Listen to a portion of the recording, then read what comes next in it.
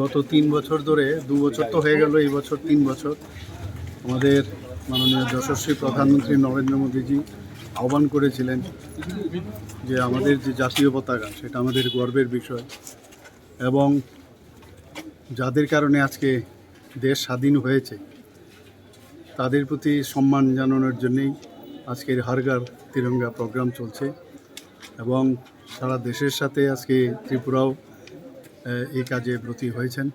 আজকে আমার নিজস্ব যে বিধানসভা আছে সেখানে আমি আজকে এসেছি। গতকাল আমি আরেকটা বিধানসভাতেও এই কার্যক্রমে উপস্থিত ছিলাম। 3 পর্যায়ে কার্যক্রম হয়েছে। তো 2 তারিখ থেকে শুরু হয়েছে, 2 তারিখ থেকে 8 তারিখ, 9 থেকে আজকে 12 তারিখ পর্যন্ত আরেকটা কার্যক্রম, আর 13 তারিখ থেকে 15 তারিখ পর্যন্ত পতাকা উত্তোলন। সেই কার্যক্রমে আজকে সামিল হয়েছে।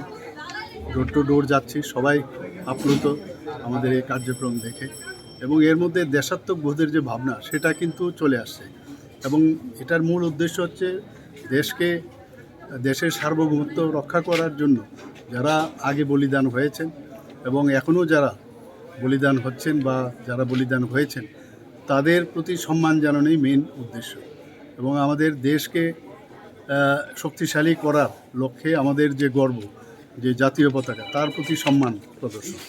তো এই কার্যক্রম অত্যন্ত সাকসেসফুল এবং মাননীয় প্রধানমন্ত্রীজি যেভাবে আমাদের আহ্বান রাখেন আমাদের প্রতি, সমস্ত মানুষ, ত্রিপুরার সমস্ত জনসাধারণ এবং সারা ভারতবর্ষের সব মানুষ কিন্তু এই হর ঘর তিরঙ্গা নিয়ে সবার মধ্যে একটা উচ্ছ্বাস আমরা দেখতে পাচ্ছি। ত্রিপুরাতেও তার ব্যতিক্রম নয়। Thank you.